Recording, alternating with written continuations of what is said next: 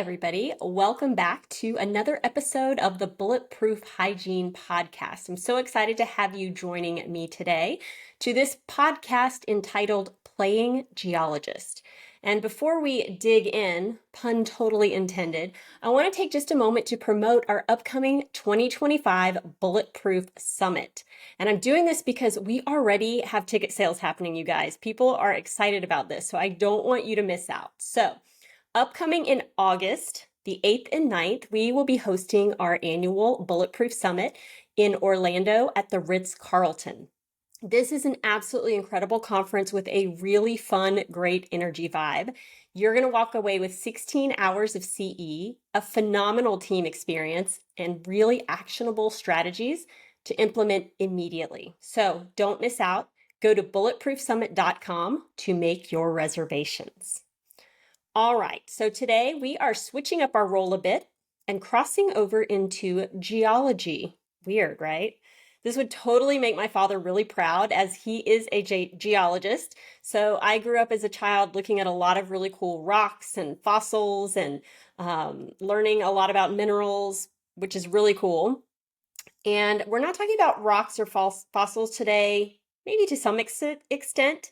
Today we are talking about tonsil stones. How exciting is that? So I know it may not sound like the most exciting topic, but it's something we do come across in our hygiene chair from time to time. So I thought, why not dig in and understand more about these strange and stinky little annoyances?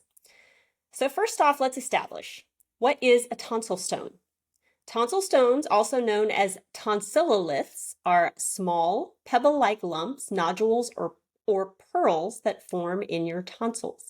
They are made up of materials such as food, debris, mucus, bacteria, and fungus that get trapped in the deep wells or caves, officially known as tonsillar crypts, and then become hardened by minerals in our saliva, namely calcium. This process is really similar to calculus formation. In fact, there is another term for tonsil stones, which is tonsil calculi.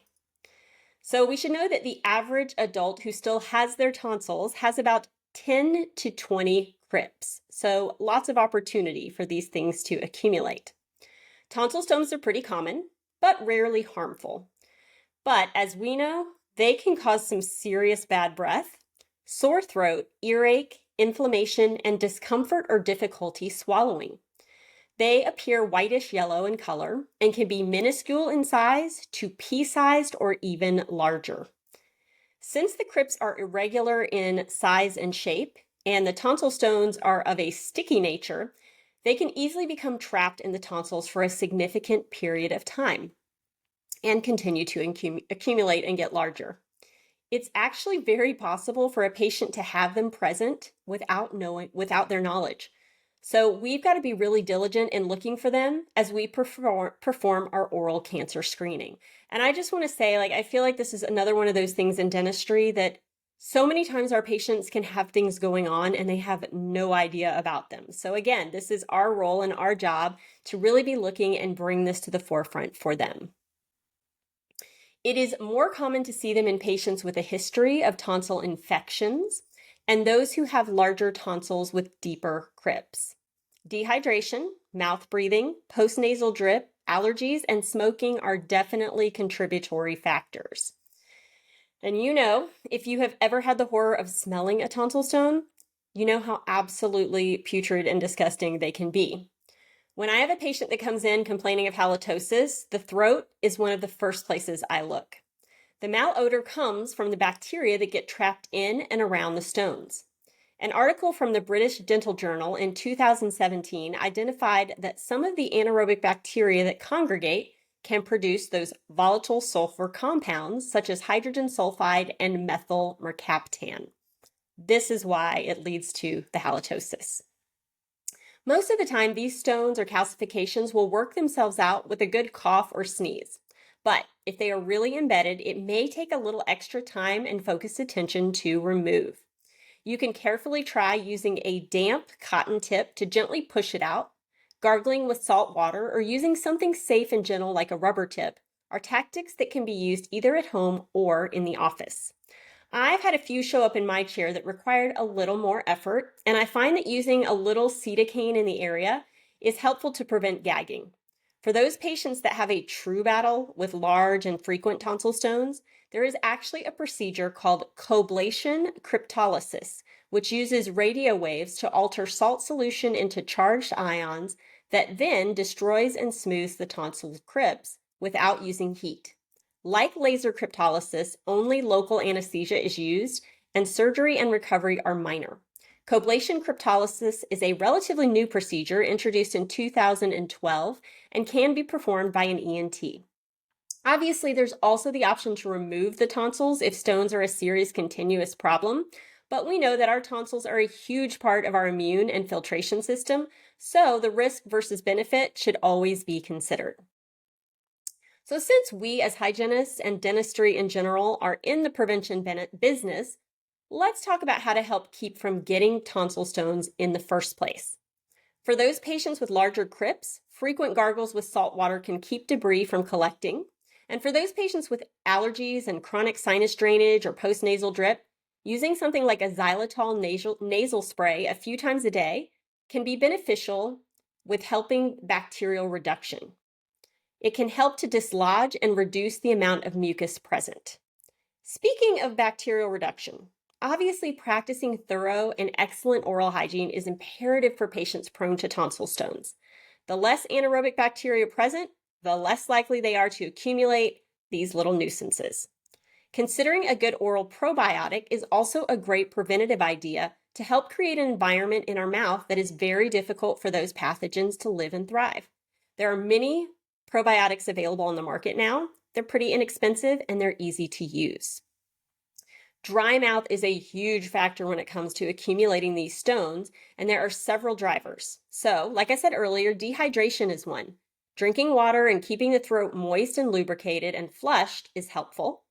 We have to be mindful that excess caffeine intake can also cause a dehydrating effect, leaving us with dry mouth. We have to be mindful that there are enzymes in our saliva that help in the breakdown of food particles and destroying bacteria, so helping patients manage xerostomia is really important. Smoking has a similar effect with a two-pronged approach, as the act of smoking itself naturally creates dry mouth, and then also nicotine serves as a desiccant. Vapes, even though they use vapor, aren't any better.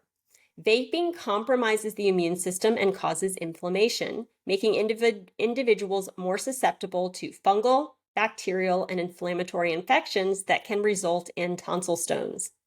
The alteration of the mouth's microbiome due to vaping increases the risk even further. Research has shown that vaping can increase the chances of developing tonsil stones. A study of 119 participants, including both vape smokers and non-smokers, found that almost 75% of vape smokers showed signs of gum disease, mouth infection, or tonsil stones. And then the main ingredient used in vapes, propylene glycol, promotes the growth of anaerobic pathogens. When it comes to alcohol, we all may know from personal experience that after a crazy night out, you wake up the next morning with some serious dry mouth. So yeah, we have to be cautious of alcohol consumption as well. Moving on to potential dietary contributions. Foods that are high in nitrates, starches, and oxalates can promote rapid tonsil stone formation. A significant reduction can be achieved by eliminating such foods from your diet. But this is another area where we have to evaluate risk versus benefit correlation. So though they are known to be good for our general health, both spinach and beets are high in both nitrates and oxalates and can contribute to the process. We can often think that garlic and onions create some of those halitosis or bad breath issues, but because of their high sulfur content, they actually have wonderful antimicrobial properties, especially aimed toward anaerobes. So we may actually want to increase those if we're prone to tonsil stones. And although dairy does not directly cause tonsil stones, it can increase mucus production, which then aids in that tonsil stone formation. So if you have a patient or you yourself are prone to stones, you may want to reduce the dairy frequency. As we all know, fast food is not good for us in general for so many reasons. But we should consider that being so high in sugar and salt, it can also play a role in our topic today as it feeds the bad bacteria and creates an unhealthy microbiome that can settle in those dark and sinister crypts. So this is a short and sweet podcast today, and hopefully after more information than you ever wanted about tonsil stones, you'll channel your inner dental geologist and help your patients either avoid or rid themselves of these putrid pearls. I hope you have found this information helpful, and I'll see you on the next episode of Bulletproof Hygiene. I do want to promote our Mighty Network, which is a free app you can download if you haven't joined our community already. Just search Mighty Networks in your app store. Download the app, it's free. Then once you're in there, search Bulletproof Hygiene and join up with our community, because I would love to hear any tips or tricks that you guys have in effectively removing tonsil stones or preventing tonsil stones if I missed anything on this podcast. So if you haven't joined yet, please do come be part of the community. That's what dentistry is all about. You guys practice strong, be bulletproof strong, and I will see you next time. Bye-bye, everybody.